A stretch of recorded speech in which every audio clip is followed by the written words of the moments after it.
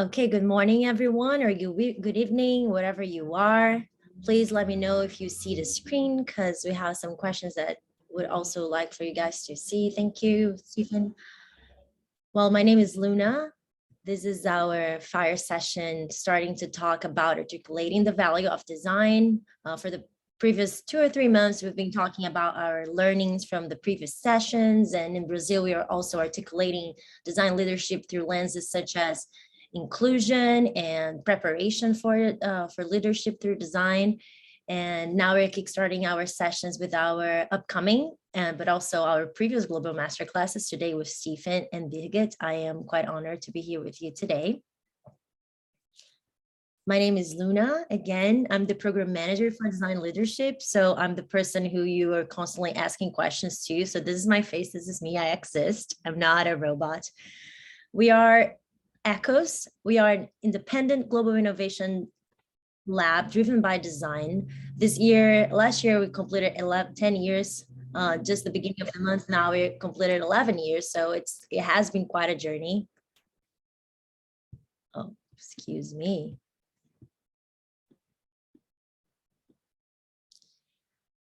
ECHOS is divided between 3 business units. Our School of Design Thinking, where, for instance, the design leadership course, which is our only global course, but also in Brazil and in Australia, we held other different courses. We have ECHOS Innovation Projects and ECHOS Venues.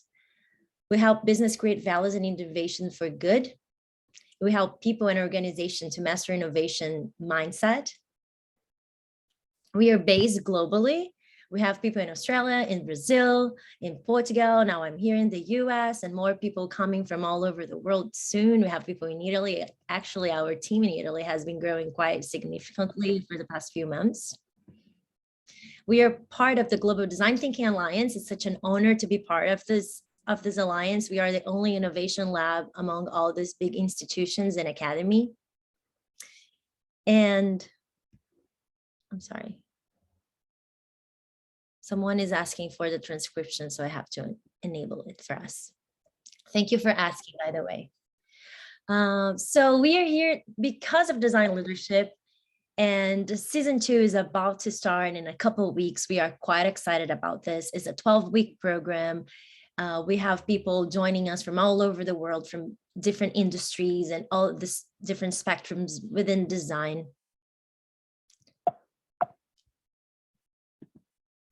This is our journey of the experience, how it's coming up for this specific cohort. We have 4 different spheres that we touch throughout this 12 weeks. So between you and your peers, your colleagues, and people that you're leading, it's between you and the system. So everything that is related to the business that you're creating. And it's also between you and things, the outcomes that you are designing, developing with your organization, with your teams. These are some of the names that came with us last year, and some of the upcoming master classes that are already confirmed for the Design Leadership Season 2, starting in a couple of months. We are quite honored to have them here. Again, it starts on March 14th. It's a 12-week program. We can talk more about it. I'm the person who will be talking to about it, but let's start the conversation, because I'm pretty sure everyone here is here to listen to Stephen and Birgit. And today we'll be talking about articulating the value of design. I am personally quite curious to see this session happening. I have my pen and my paper here so I can take notes while you're saying. And well, I would love for you both to introduce yourselves. Feel free, whoever wants to join first, and the stage is yours.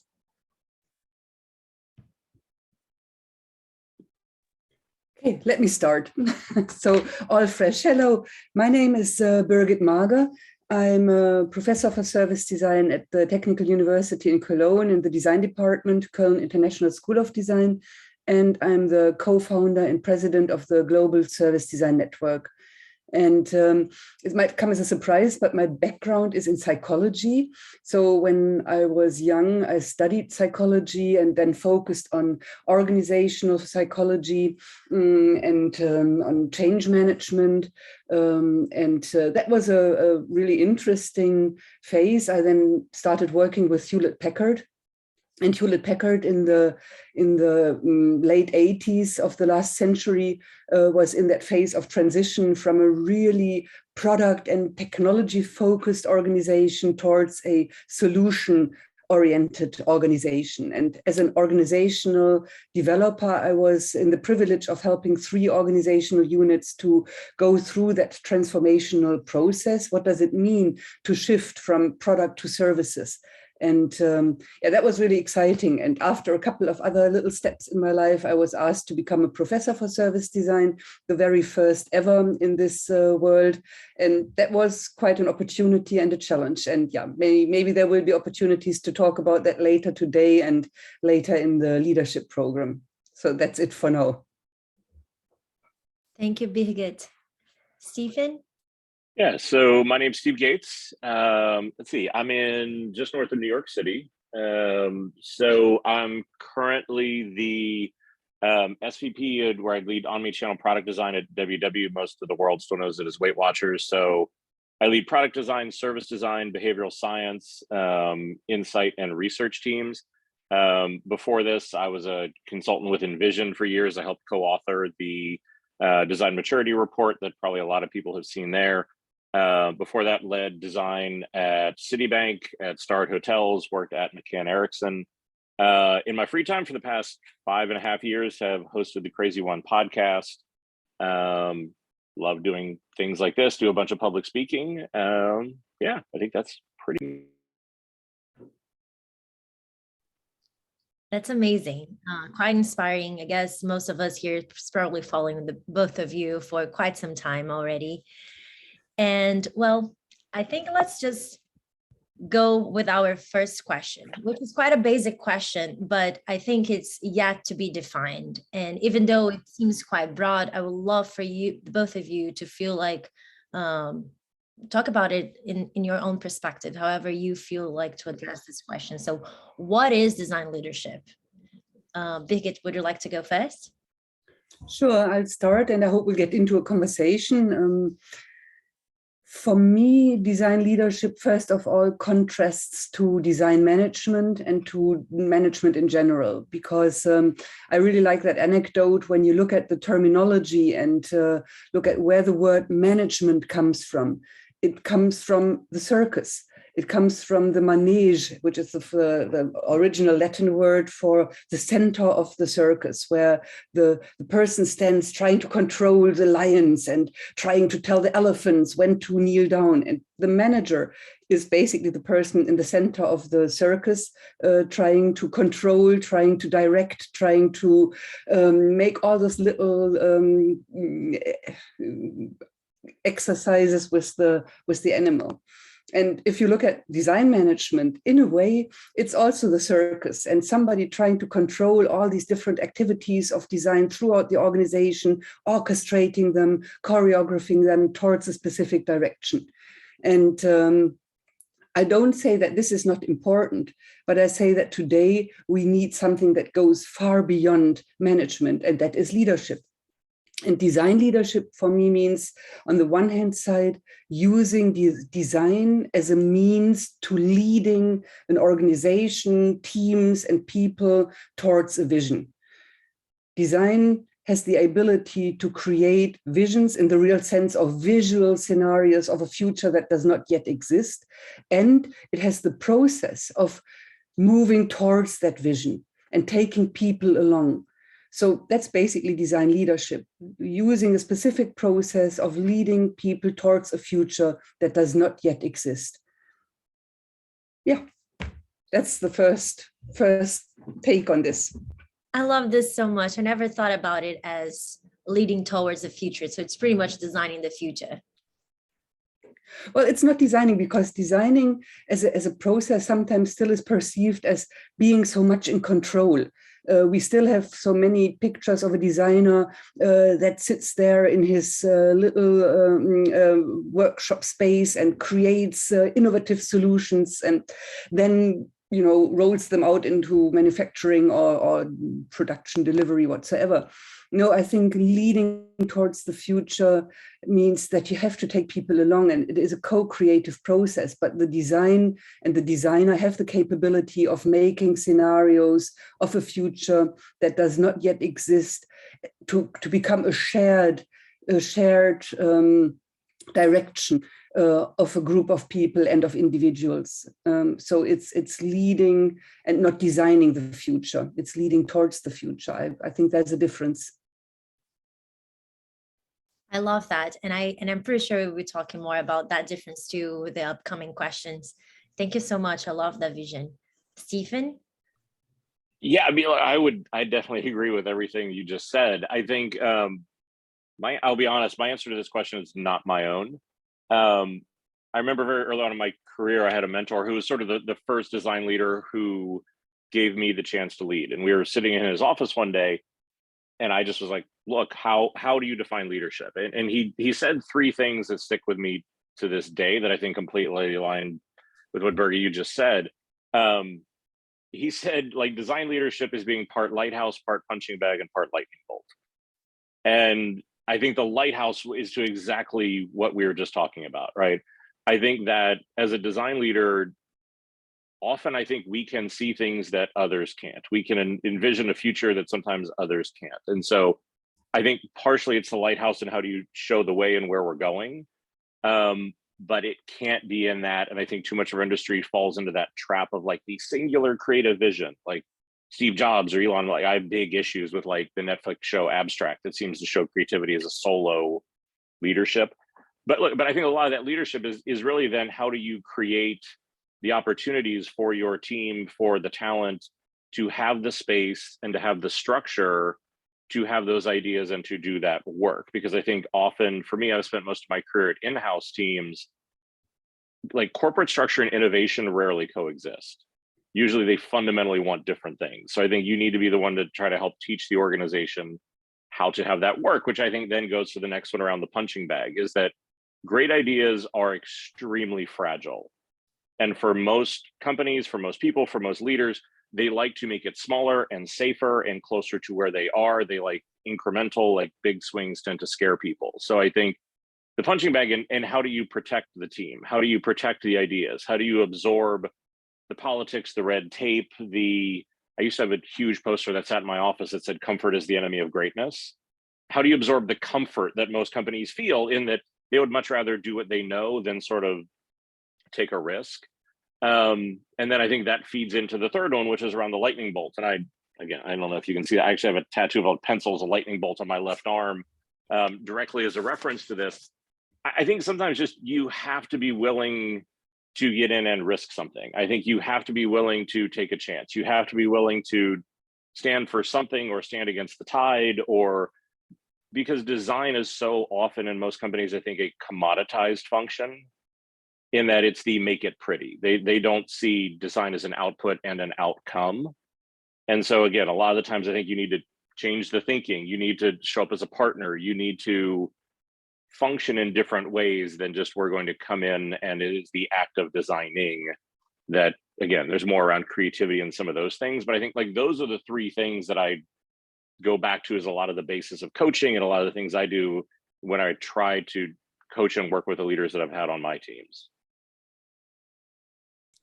I love Yeah, it. I'm sorry. Please go ahead. Go ahead, Luna. Sorry. No. I was going to segue, but please go ahead. Yeah, I just think it's interesting, Stephen, what you just said, in the sense that it makes the designer on the one hand side a visionary, somebody that has the future already at his hands. But on the other hand, the designer is no longer in any hierarchical function of deciding where that future is, or making an organization go into a specific direction. And usually the design function is forced to lead through enthusiasm, enthusing others, through building alliances, through making sure there is commitment to things, to creating safe spaces where people really dare to dream, and then helping to translate these dreams into steps that people also dare to go. So I think the design function has become quite complicated in that sense, that there is no hierarchical assignment to build that future, but it's more the expectation that the design helps to move towards a future. And I think that's quite challenging also for design education. How do we make people this type of leader that is humble and courageous at the same time? Yeah, no, look, I think this is why I think 70% of the design leaders I coach are in therapy, because they're trying to, you have to deal with this, like, be the visionary, but sort of, and I think for the question that was in the chat around sort of designing a vision, a product, or a service, or the way of doing things, I think it's both, right? Because I think it is, how do you design the process that creates the space that allows the product, the service, whatever that is, to be designed. But it is, and I think this is where, I think even we as an industry are going through that reckoning in a lot of cases where visual design has become product design, that it's more about business, it's more about performance metrics, it's more about relationships, it's more, but I think that's also the hard part, is just how do you create the space? Because if it's all vision, it tends to be science fiction that doesn't go anywhere. And this is why countless innovation labs and hackathons never went anywhere.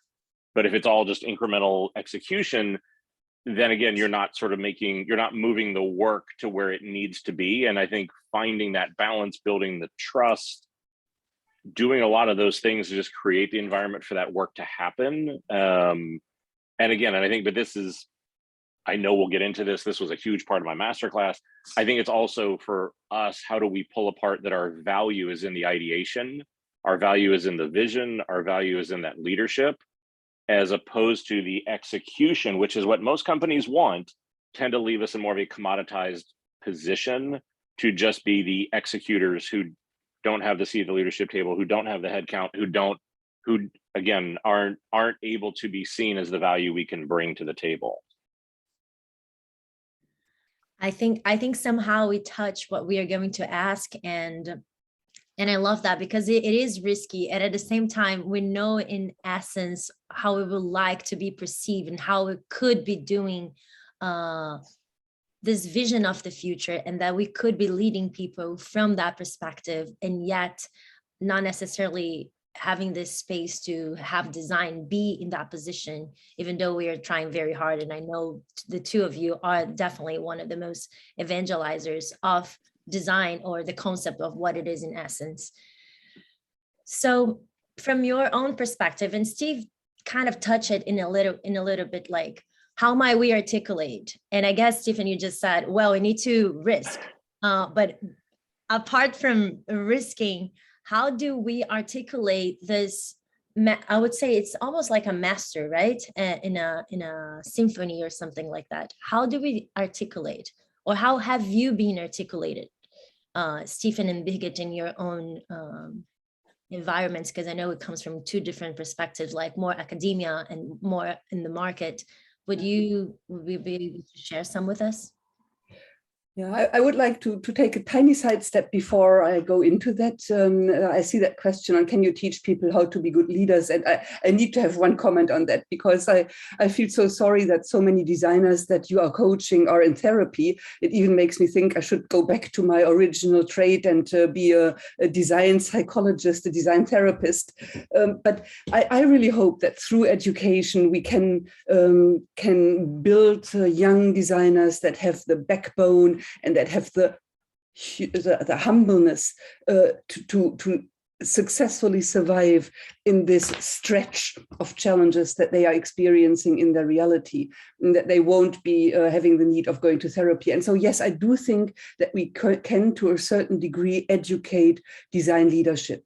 There is a specific moment where leadership is charismatic. It's something that, you know, you sense that because somebody has a vision, somebody has that energy, and he's a born leader. But not everybody needs to be a born leader to take leadership. So yes, I think we can do quite a bit in education to build these design leaders of the future. And I think one component of that is that you need to be able to articulate the value of design. By just doing what your boss asks you to do, you will be a nice service provider, a provider of design services, but you will not be a design leader. So if you want to be a design leader, you have to take leadership. And that means you have to also convince others of the value of design and of your capabilities of you know, making that value a reality and not just a dream. And to articulate the value of design, one answer is you need to measure. And that is something that many designers do not love at first glance. But I think it is one of the very interesting design challenges to be measuring. And measuring means, first of all, to understand what do you want to measure? And where is the starting point of your journey in measuring? Is it before you have done the design, or is it after? Most of the times it is before and after. What are you going to measure? And I think there is quantitative things and there is qualitative things that you want to measure. And you have to operationalize these qualitative aspects of your work in order to then give the proof of the value of design. Then you have to decide what is the value that we are aiming at. And there is usually at first thought, this kind of economic value. Yes, does it bring cash into the pockets? But that is only one tiny component of the value of design. There is a lot of value in the outcome of design that leads to image, that leads to perception through the market, that leads, of course, to internally more motivated employees, that might lead to more faithful customers, that might lead to sustainability and diversity in communities. So value through ecological components, through social components, through cultural components. So there's a vast field of value, and you as a designer should have your own matrix to decide what project is aiming at which value and how can I measure before and after through qualitative and quantitative data. That was a long sentence, sorry. Yeah, I think I'll take a similar detour, Milan, just back to your question on what I would say for most people is I think it's not teaching them to lead or be creative. I think it's just reminding them. You know, one of the things I always, or I guess one of the clients that I've loved working with the most was Fisher Price, right? So they make kids' toys. Like go watch a group of kindergartners. You see, like, everybody's a singer, everybody's a painter, everybody's a superhero. Like, everyone is creative. The problem is that time, society, education, our careers, for a lot of people, teach them that that's not a viable career. And look, I think that's one of the things I'm most proud of is, like, at Starwood, that I was there for 9 years. I showed up to find a design team who was functionally making posters for, like, human resources for the elevators. And when I left 9 years later, we're one of the top 2 teams collaborating with Apple, had launched mobile check-in keyless entry, like had been in 10 Apple keynotes, exact same leadership, exact same team leadership. So I think it was just reminding them that. And I think that's why, for me, I'll also talk about the company, because I think the problem that you're up against is that most people are taught not to be leaders because most companies value compliance over leadership, which is why I think for so many companies, you know, with way more managers than leaders. I think this has been a huge contributor in the Great Resignation, is because all of a sudden the world went remote, which surfaced most organizational dysfunction in most companies because you couldn't walk by each other in the hall and sort of smooth over the cracks. So people are like, oh crap, I'm working for a manager who doesn't actually know how to lead. And a lot of that resulted in sort of where we were going with that. So like I said, I think a lot of it is reminding people that they have those skills and then creating the space and the support system to be able to let them take those risks. On the articulation of design, I'll 100% agree with Birgit and just say measurement. Yes, I think you need to align on what that is. A big part of it for me, for a lot of the teams that I've worked with, has been working with a team and working with leadership to get them to understand that design is an output and an outcome. that I think for too many teams and for too many places, they are seen as an output, which means, hey, somebody had an idea, make it pretty. Hey, somebody had an idea, go make the design. Like, give it some sort of a physical form, which is absolutely important, right? You have to be able to produce great work at the end of the day. But if that's all you're doing, the problem is the company will always just see you as a commodity, right? They're just going to see you as somebody who can do it. And should they hire an agency? Should they? There's a lot of symptoms of when that happens. So I think you need the output, you need the measurement, but I think you also have to look at what is the outcome, which for me is pulling apart design and creativity. That it is also about the process of how do you bring people together? How do you have ideas? How do you do the testing? How do you put your customer members at the center? How do you take on what is possible and realistic and to be able to navigate that process? Because again, you're dealing with an organization that is now scared of creativity. They're scared of the uncertainty. I think for a lot of us, we're used to jumping off the cliff and kind of building our wings on the way down. A lot of people aren't. So I think this often is one of the big opportunities, is then to remind them of that. Again, this is why I'm a big fan of design methodology, design thinking, or design sprints, or any of those sort of things that bring people together, give creativity structure, repeatability. But I think you need both. I think you need the measurement and you need the output. But if it's just the output, then often that's a trap, because as I said, then you're trapped into that commoditized relationship of, it really is one of those sort of things where, again, you need the other side of it. Milan, I would love to hear more about why you think creativity is a misleading term that's used against designers. I'm sure I've heard a million excuses why, but that one in particular definitely catches my attention. Do you want to do it now, or? Sure. I mean, I think it's meant to be a discussion. Sure. Sure. Yeah. Thanks for the opportunity. Of course. For me as a designer, like almost 20 years in the industry, I think that this term creativity was used against me a lot of times in terms of that I would be labeled as a dreamer, someone that thinks in clouds, that is like a unicorn type of being that comes up with magical solutions for designs rather than following a really robust process of getting to design. So this is why I don't like using this term creativity, because it sounds like magical thinking. No, I get it. And I think, so there's a couple of things that I would say to that is, one, in the maturation of design, most organizations are product-led or engineering-led, right? They're executive-led. Almost no company is design-led. So I think that often as we are trying to articulate the value of design, which means we are trying to get a seat at the leadership table, we're trying to be taken more seriously, those sort of things. One of the side effects of that, I think if we're all being honest, is that one of those other groups usually needs to give up some amount of power, some amount of control, which people generally don't love to do. And so I think that, a lot of the excuses I hear all the time is like, oh, well, if we do more design, we're going to go slower. I have slides that I could definitely tell you that's not true. So I think that there's a lot of that where a lot of excuses will come up around, it's going to go slower, it's going to take long, we're going to dream, we don't know. Like that again goes back to the comfort is the enemy of greatness poster I used to have in my office.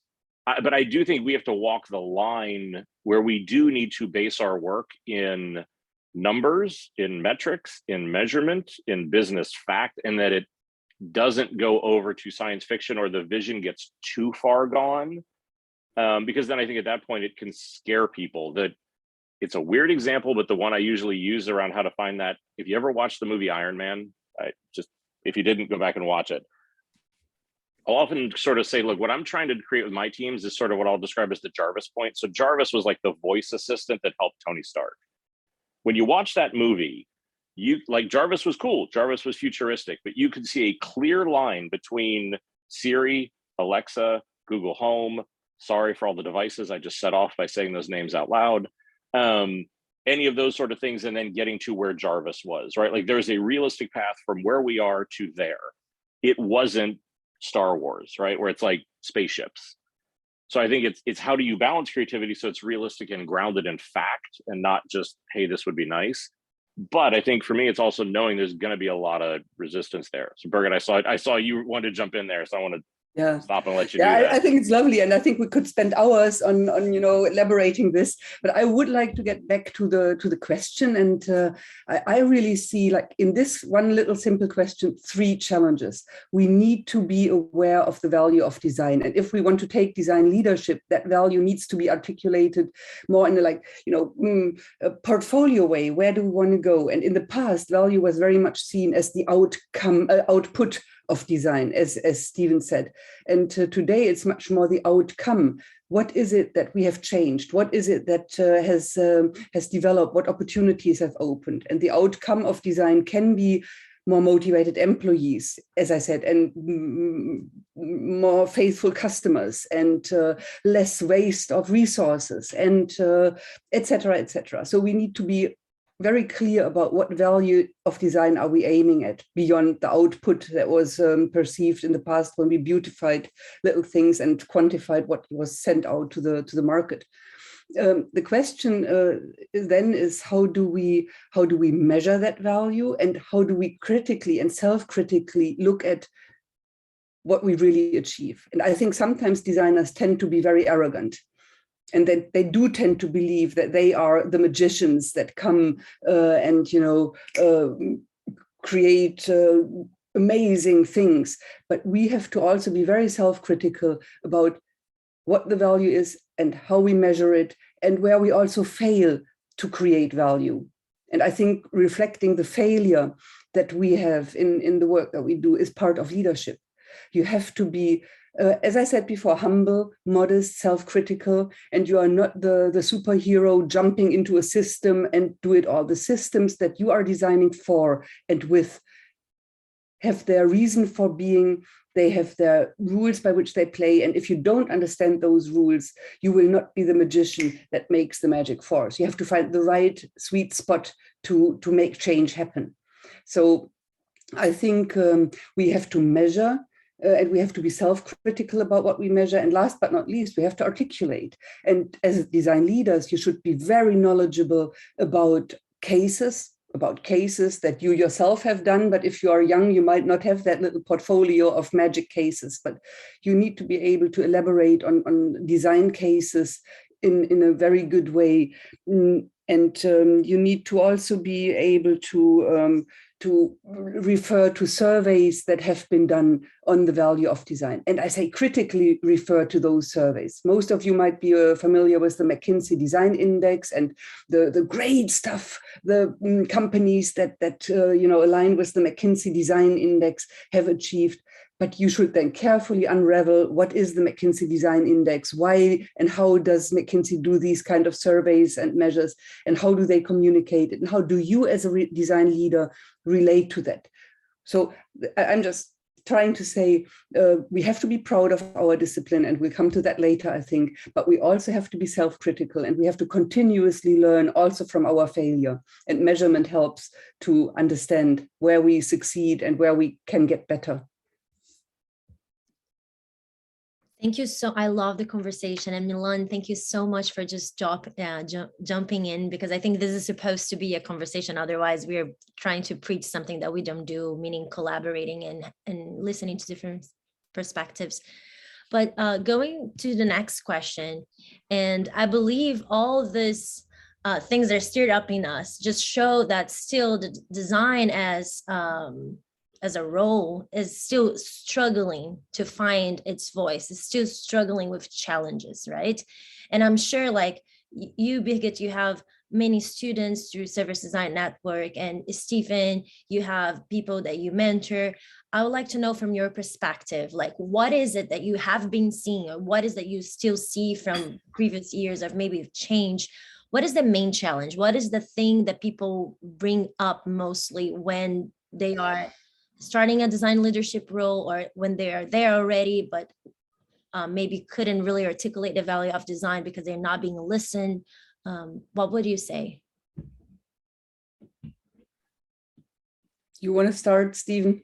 Yeah, sure, I can start. I mean, look, I think this is always the challenge, is that it's never one problem necessarily, because I think, but in general, I think, the challenges are basically, how do you find a voice? How do you find respect? How do you find a place in the process? How do you, because I think it's really easy to look at numbers and studies about, how well companies who value design and creativity do. It's easy to find case studies. It's easy, right? Like there's a lot of those things where everybody looks at those numbers and go, yes, we should be doing this more. I think, I can't tell you how many CEOs I've talked to, when you ask them the companies that they want to be, they're often design led. But it's when it goes from that moment of sort of being theoretical to creating actual change that things get a lot more interesting. Because I think in my experience, sort of every company wants honesty and they want change until they get either one of those things. And then things get really interesting. But look, the biggest thing I would say is I think one is just finding a single source of truth. Like, what are the actual problems we are solving? Like, are we aligned on what that is? Really, how do I set my team up to be successful? Functionally, to just make sure that they're getting a problem to be solved and not a solution to be vetted. Because I think too often they come in and they say, oh, they give you a problem, but it feels very much like a solution that's already been done, and they just want you to color in. I think there's that piece of it. I think it's, again, how do you find the metrics, the measures? How do you show the value? Is that, like I said, because often those metrics and measures in most companies are looking at just the output metrics. And so that sometimes it's very hard to get a vision or something to get buy-in around that. And I think the other thing, if we're being honest about this, is that for me, I think design leaders suffer from imposter syndrome far more than anyone else. I think, which most people I think is the opposite, right? Because they're like, oh, you're a leader, you should have everything together. In my experience, most of the time when you're a leader, you're being asked to do things, which is not why you got into this industry. I did not get into this to be like year-long team budgeting, to look at headcount, to write job descriptions, to think about KPIs. I'm pretty sure I went to art school to get away from all of that. So now I'm being asked to do things which are not necessarily at my core, or that I don't have a ton of experience with. Most of the time you have a bigger job, so you're not networking, you don't have the support system you used to. Your team is looking at you for answers, your boss is looking at you for results. And so I think you're doing things that you're not used to or aren't your core, surrounded by this environment. So I think a lot of what it is for leaders, and I think this leads to why so many of them show up to this or in therapy or things like that, is just that feeling of like, am I even doing this right? And I think the pandemic and remote work has only made that worse because it's robbed us of context. And again, I think that's why moments like this are so important, to just come together and talk and say, oh, so everyone else is going through this too.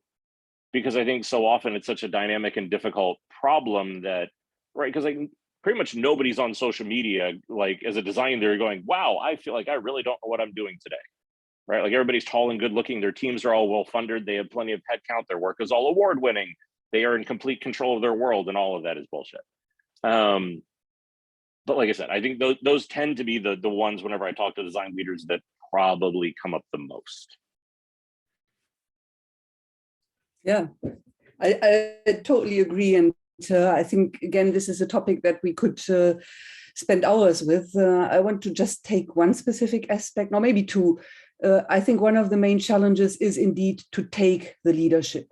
I still know so many designers who perceive themselves as service providers, and who do, even though they critically reflected, fulfill the requirements from their clients.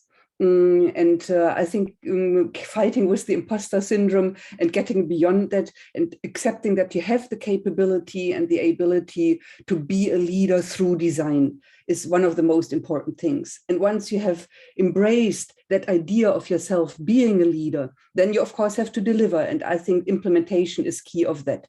And I know many designers who, if they do not just, beautify things, they think it's enough to dream things. And it is not enough to dream things. If you want to be a leader, you have to deliver.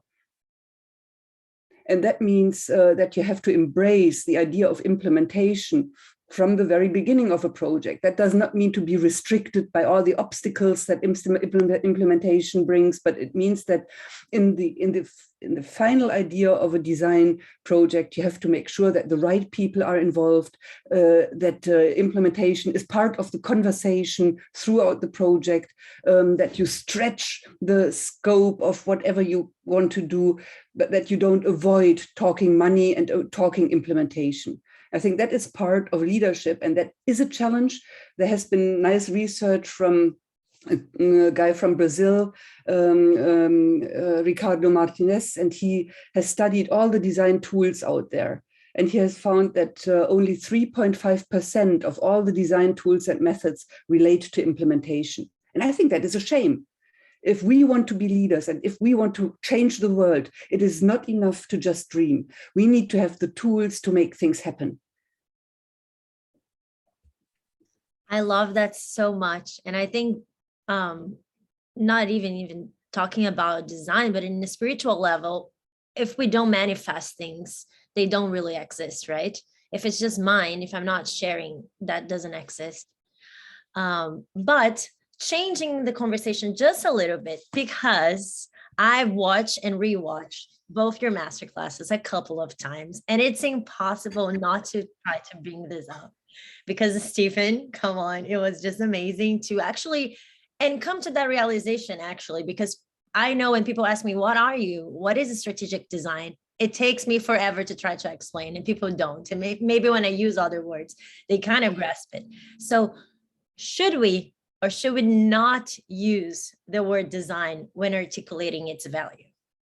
And I'm just gonna listen from now on and let you guys talk, and you can decide who would like to go first. Birgit, why don't you go first on this one? Why not? Yeah, it's an interesting discussion. When I started teaching service design 27 years ago, I had a hard time to convince people that design is more than beautification. People immediately thought about, oh, fashion, oh, furniture, oh, graphics. And I said, no, we are changing systems. We are creating services that please people, that are valuable for people. So using the word design in those times was very difficult, and it was misleading, and you had lots and lots of difficult conversations. But I thought it is really important to use the design, because design implies that you are the creator of that future that does not yet exist. You are not a victim. You are not somebody that all this is happening to. You are creating the future and you are designing it. So I had a really strong mission to expand the meaning of design through the work on service design. Today, when I use the word service design, it often happens that people smile and say, oh, isn't that like design thinking?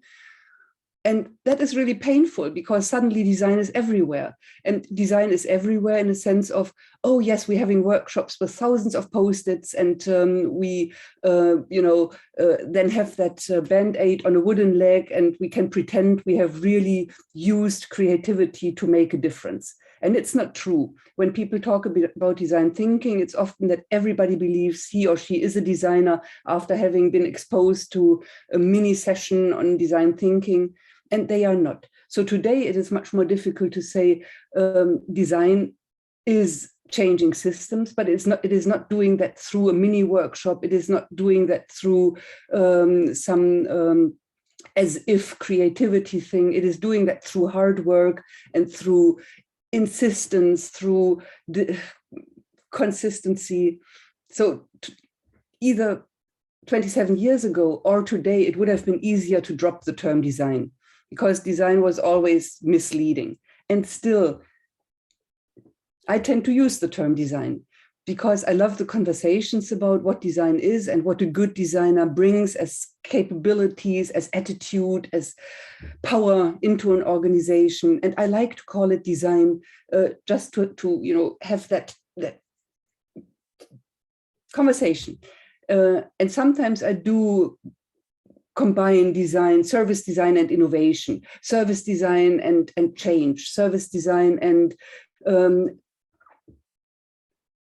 movement creation, whatsoever. But I'm not dropping design. I said, yeah, sometimes it would be easier, but I am not doing it. I totally get it. I mean, what I would say is I just think I would just say, look, use whatever word you want. Just take the time to be deliberate to define it for your organization. Like, because even I fall into that trap, right? Because like, look, I run technically the design team. That encompasses product design, service design, insights, strategists, producers, PhDs who are behavioral scientists, right? Like, design is an extremely broad catch-all term. And so I think well, that's why we will have to be specific when we do that. I think, yeah, I would just say, look, call it design, call it creativity. I think that a lot of it for me is just in defining it, because I think in many cases, I find that it's not necessarily how I think about the word, but it's the misalignment about how others or the company thinks about the word. Because I think the time that I'll see is that sometimes when they say design, they mean the executional act of design. Sometimes they mean creativity. Sometimes they mean innovation. Sometimes they mean teamwork or collaboration. Or, I will agree, easily the worst part about design thinking and design sprints easily is the name, because it has the word design in it. So everybody's like, oh, like you have to be a designer, you have to be creative. And no, that's not it at all. Like, usually the icebreaker I do whenever I start a design thinking session is I have everybody draw the person next to them. So the first words they say are, I'm sorry. And we can get to the point that like, this isn't about how well you can draw. But I think it's just, don't assume that everyone is using the word the same way. Don't assume that they have defined it the same way. And I think that can go a long way because I think sometimes as designers, in general, we get in trouble when we think that the world sees the world the way that we do, right? We have a lot of meetings where you come together and you talk about a solution. Everybody's like, yes, let's go do that. And then you come back with what's in your head and everybody else goes, oh, that wasn't what I was thinking, right? Like sometimes a sketch is something like my wife and I building this house was a tribute. The shelves that are right here are a tribute to that fact because we moved into this house and those weren't there.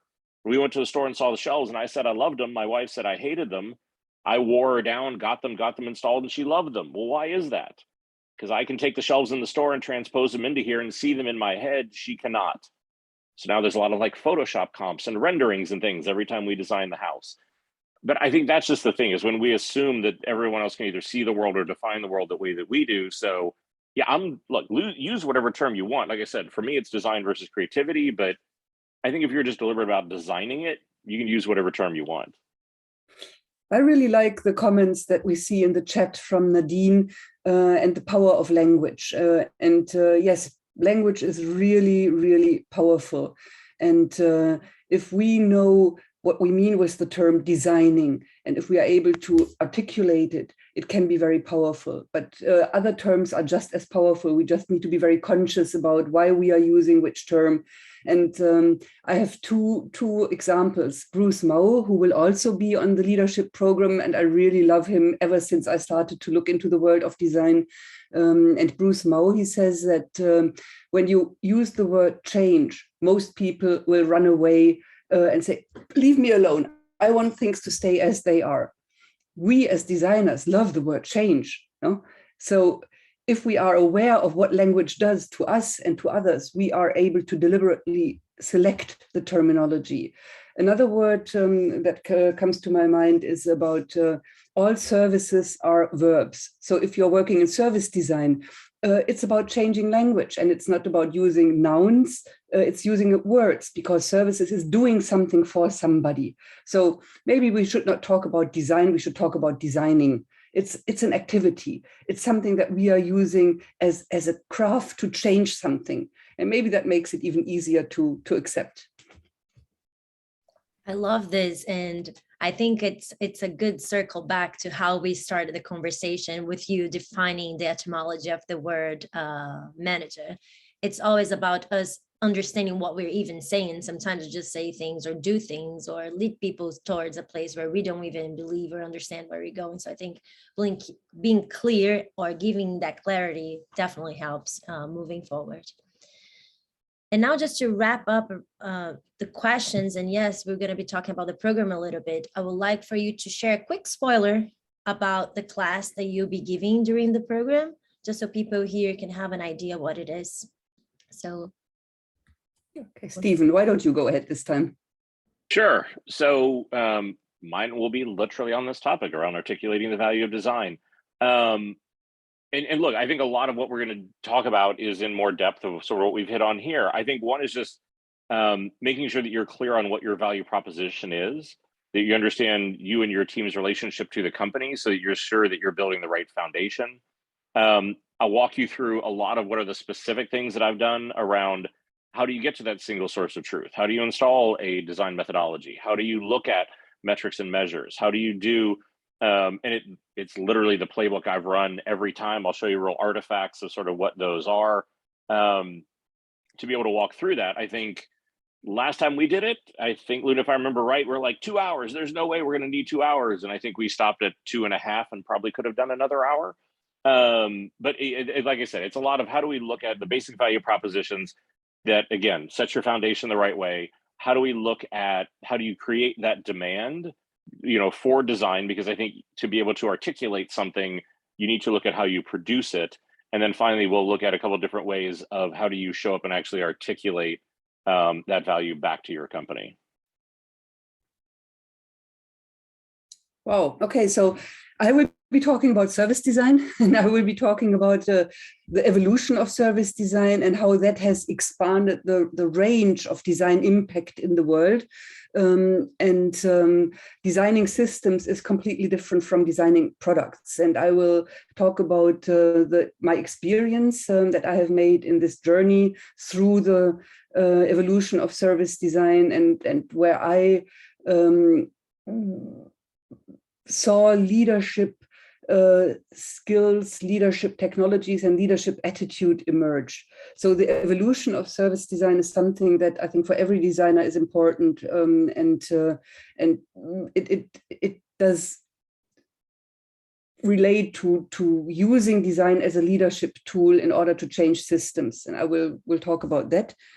I will also touch a bit on the future of service design, which I think is not so different from the future of design in general, and what that does mean for leadership. And that has a lot to do with diversity, equity, and inclusion, and the things that we as design leaders can do to make the world a more inclusive and diverse place. It's about using service design for more sustainability, but also how to learn to speak the language of our clients, because in the past, we were very much focused on the users, but for design leadership, we need to see our clients as users and speak a language that helps them to see the value of design for their personal goals. So these are things that we will touch, and maybe also a little bit on the future of design education. We are right now working in a task force with Don Norman and Carol Vredenburg and some others to figure out what does it take to educate future designers. And I think that might be really interesting and relates a lot to design leadership and to develop leadership skills. I am quite excited. Myself, I was an alumni for the first program and definitely taking the second one as well, because there's so much, this kind of conversations, of course, much more in depth. Birgit and Stephen, thank you so much for your time. As I said, it's such an honor as a designer and potential design leader in myself to be here listening to you and already gathering some knowledge for my future self. Everyone, conversations like this, but of course, much deeper is what you will be getting from this program. I would love to talk about the structure of the course. So if you have any question, it's me who you'll be talking to. I do have some slots for us to sit down and talk. This is a special code for 15% off for your presence and for the exchange in the chat. Thank you so much for being here. There's an ebook. That's the ebook from our first cohort. It's quite beautiful. And we have a second one coming up very soon. So stay tuned, as well as a second edition coming up. So scan it, or if you don't have time to scan it right now, let me know and I'll be happy to share it with you. Again, we're Echoes. If you have any questions, please don't hesitate to contact us. My email is right here. And we have other fire sessions coming up also be able to find that on our website. So please stay tuned and don't hesitate to ask questions. Thank you everyone for being here. Thank you again, Stephen and Birgit. Thank you, Iago, for the support.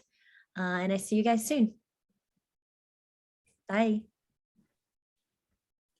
Bye. Bye. Thanks for joining. If anyone has any question, I will be happy to stay longer and ask. Otherwise, please send me an email. Thank you. Thank you. Thank you, Sony. Thanks, everybody. Bye-bye. Thank you very much for your time. That's awesome. Bye. Thank you. Very much. Bye-bye. Bye, Omar. Bye-bye. Bye, Luna.